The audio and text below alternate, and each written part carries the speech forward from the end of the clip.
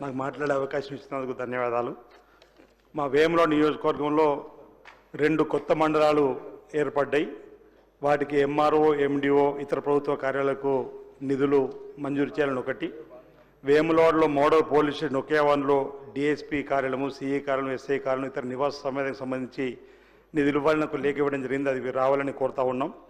వేములవాడ రాజన్న ఆలయానికి సంబంధించి భక్తులు ప్రతినిత్యం ఎక్కువ సంఖ్యలో వస్తారు కాబట్టి మహిళా police station, traffic police station ఇవ్వాలని, వేములవాడ అర్బన్కు 11 గ్రామాలని కొత్తగా పోలీస్ స్టేషన్ ఇవ్వాలని చెప్పని, రుద్రేంగులో ఒక ఫైర్ స్టేషన్ కావాలని, అదేవిధంగా మోహన్ రావుపేట ఆర్ఎన్బి రోడ్, మోహన్ రావుపేట, వల్లంపల్లి, కల్వకోట, దమ్మానిపేట, మన్నెగూడెం, ఈదులింగపేట, దేశపేట వరకు డబుల్ రోడ్ కావాలని, తాండ్యాల, గంభీర్పూర్, రాయలింగపేట, పసునూరు, గోవిందలింగపేట రోడ్ కావాలని చెప్పని ఈ సందర్భంగా కోరుతూ, అధ్యక్ష, ఇక్కడ నిన్నటి రోజు శాసనసభకు సంబంధించి సాంప్రదాయాల్ని పక్కన పెట్టి బీఆర్ఎస్ పార్టీకి సంబంధించిన నాయకత్వం మరి నిన్నటి రోజు చేసినటువంటి కార్యక్రమం ఒకసారి మీ దృష్టి తీసుకుని వస్తున్న అధ్యక్ష. శాసనసభ జరుగుతున్న సమయంలో శాసనసభ ఆవరణలో కానీ శాసనసభ లోపల కానీ మరి స్పీకర్ గారి అనుమతి లేకుండా ఏ కార్యక్రమాలు చేపట్టదని ఇప్పుడు ఈరోజు parliament rules book Kaul and షెక్దర్కి సంబంధించినటువంటి పుస్తకంలో కూడా ఉన్నటువంటిది అధ్యక్ష. నేను ఒకసారి చదివి వినిపిస్తా. పేజ్ నెంబర్ 1152లో it is not permissible to film or photograph or sketch the chamber while the house is in session.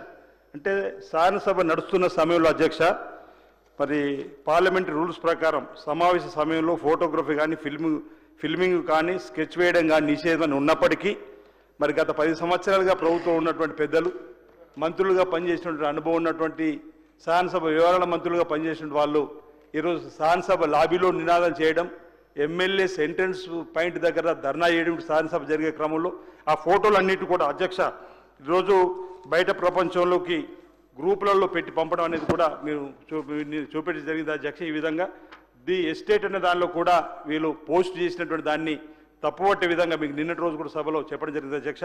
అంతేకాకుండా రాత్రిపూట శాసనసభ జరుగుతూ ఉంది. పెద్దలు హరీష్ రావు గారు తన సెల్ ఫోన్ ద్వారా ఇందులో ఉన్నటువంటి ఫోటోలు కూడా చిత్రీకరించారు అధ్యక్ష. ఇది సభను ఇక్కడ తప్పుదో పట్టించే విధంగా ఈరోజు స్పీకర్ గారు చేరంటే లెక్కలేదు, గౌరవ ముఖ్యమంత్రి గారంటే ఈర్ష్యాభావం, మా ఉప ముఖ్యమంత్రి బట్టి విక్రమార్క గారి పైన కూడా నిందారోపణలు, ఈ ప్రభుత్వాన్ని బదనం చేయడానికి చేసేటువంటి ప్రయత్నాలు తప్ప మాట్లాడితే అబద్ధాలు, మాట్లాడితే సభను తప్పుదో పట్టించడము, ప్రజలకు ఈరోజు ఈ ప్రభుత్వం 15 మాసాలు చేస్తున్నటువంటి కార్యక్రమాలను మీ సభ ద్వారా నిజాలను మీ ప్రభుత్వం బయట చెప్పే ప్రయత్నంలో ఈరోజు హరీష్ రావు గారు మాట్లాడితే ప్రతిదీ అబద్ధం అధ్యక్ష. ఈరోజు వారు మాట్లాడే విధానం కూడా సరైనది కాదు. మీ అనేక సందర్భాలు చెప్తున్నప్పుడు కూడా ఈరోజు శాసనసభ వ్యవహారాలకు సంబంధించి మీరు ఈరోజు కొరడా గొలిపించవచ్చు అని చెప్పి నేను అనొచ్చో రాదో కానీ మీరు అధ్యక్ష ఇప్పటి వరకు బ్రహ్మాండంగా నడుపుతున్నారు. అందరి సభ్యులకు విలువైన సమయాన్ని మీరు ఇస్తున్నారు. వారి నియోజకవర్గ సమస్యతో పాటు పాలసీల మీద కూడా మాట్లాడే అవకాశం ఇస్తున్నారు అధ్యక్ష. ఆ 10 ఏళ్లలో ఒక్క కొత్త పాలసీ అధ్యక్ష. ఈరోజు ఈ ప్రభుత్వం వచ్చినాక అనేక పాలసీలు తీసుకొని ముందుకు పోతున్న క్రమంలో మా గౌరవ మంత్రులు శాసనసభ ద్వారా ప్రజలకు ఈ ప్రభుత్వం యొక్క మేలైనటువంటి కార్యక్రమాలు చెప్పేటువంటి సందర్భాన్ని కూడా వాళ్ళు రన్నింగ్ కమిటీ ద్వారా చెప్పేటువంటి కార్యక్రమం వారికి మీరు క్లారిఫికేషన్ పెట్టి అవకాశం ఇస్తే అబద్ధాలను ప్రజలు గందరగోళం దృష్టి తీసుకుపోయేటువంటి కార్యక్రమం చేస్తున్నారు. ఇది సరైనది కాదన్నమాట మీరు చెప్తూ ఈరోజు నిన్నటి రోజు జరిగినటువంటి దానిపైన మీకు వినతి పత్రాన్ని కూడా ఇవ్వడం జరిగింది అధ్యక్ష. దానిపైన తగు చర్యలు తీసుకొస్తే మనం చేస్తా ఉన్నాను.